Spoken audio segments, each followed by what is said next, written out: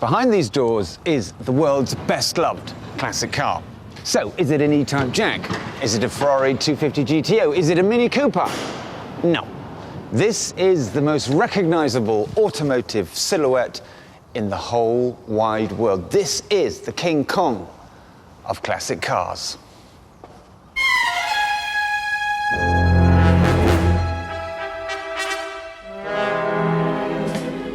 It is, of course, the Aston Martin DB5. Just 13 minutes of screen time in the James Bond films Goldfinger and Thunderball turned it into the most famous car in the world. And it's also the most successful example of product placement ever.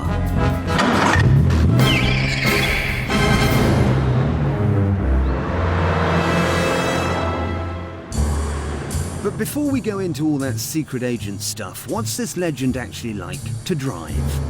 First things first, when the DB5 was launched in 1963, it cost a monster £4,000, which bought you 2 E-Type Jags. And the E-Type was faster, more technically advanced, and just drove better.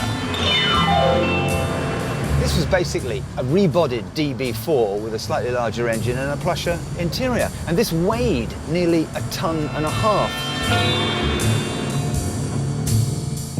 I don't want to rain on your parade. I don't want to spoil the Bond mythology. But it's just not a great car to drive. The clutch is really, really heavy. The gearbox, you wonder which gear you're in sometimes. The steering is dead and lifeless. Whisper it not, but the DB5 feels a bit edgy and delicate.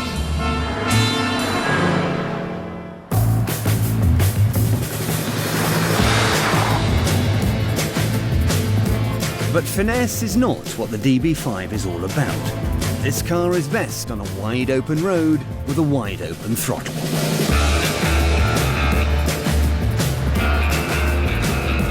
The 4-litre straight six sounds glorious. The cabin is pure heaven, and the detailing wouldn't look out of place in a Bentley. Only Aston Martin would put the switch to open the twin fuel filler caps up here in the roof lining.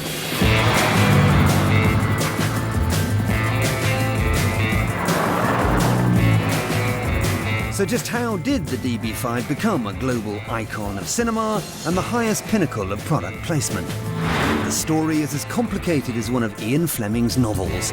Pay attention, 007. This is important. It's amazing to think now, but Aston Martin initially refused to lend Eon Productions a DB5. They'd lent cars to the movies before, had them damaged and only got a couple of seconds of screen time, so were very, very reluctant. But Ken Adam, the production designer, and John Steers, the special effects supervisor, were adamant that they wanted a DB5.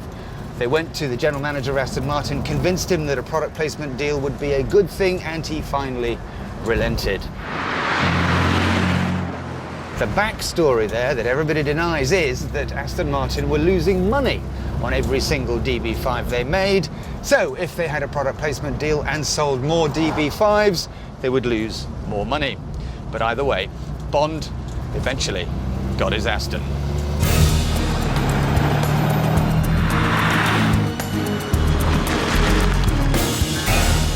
It left Aston Martin as a bog-standard DB5, but when it went through these gates, it became a legend.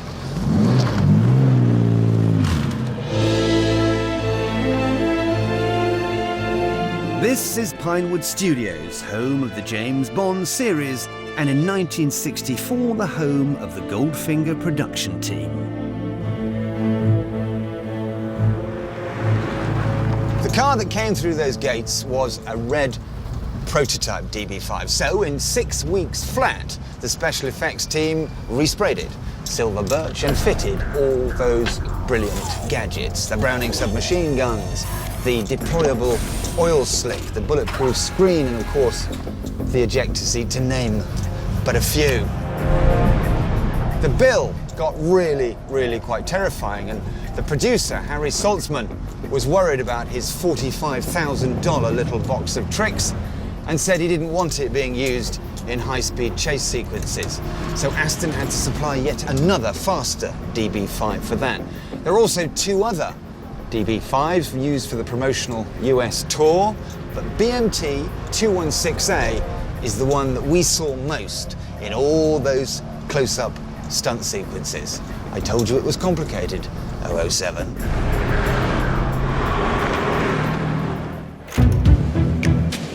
It was time and money well spent because Goldfinger was the first Bond blockbuster, grossing $125 million at the box office.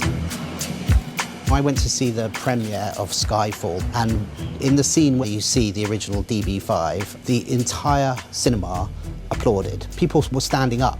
People were crying, right? Now, that's pretty weird. They were crying because there was a car in a film that they recognised from another film they saw when they were young.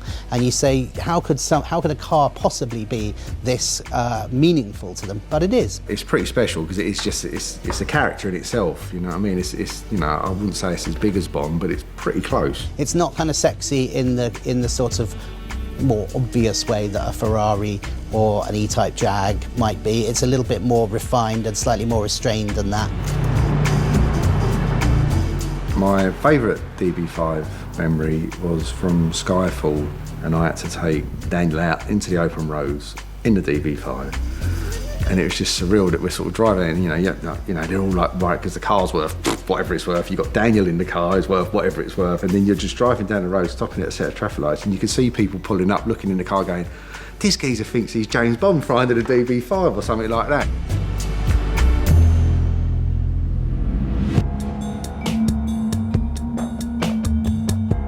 You'd think that after half a century, some of that glamour would have worn off, but the public's affection for this legendary car is as strong today as it's always been. The Aston Martin DB5 is from every angle utterly exquisite. The 007 connection has made it the poster car for every budding teenage secret agent.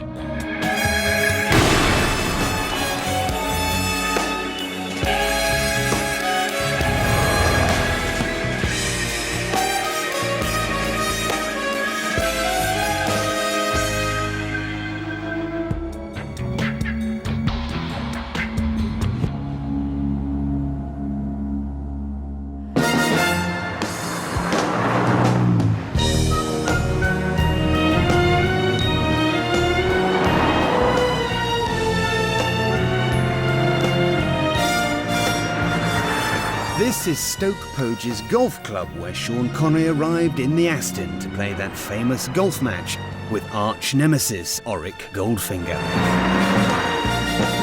And there's a final tragic twist to the Bond DB5 story. That first legendary gadget car was sold by Aston Martin in '69 and eventually ended up with a collector in Florida.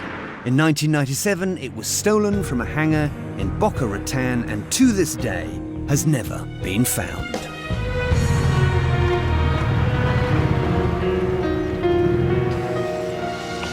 But for you and me, the DB5 was the transport of our teenage dreams. Over the years, drifting off to sleep, this was the car that we fought and chased the forces of Cold War evil and won.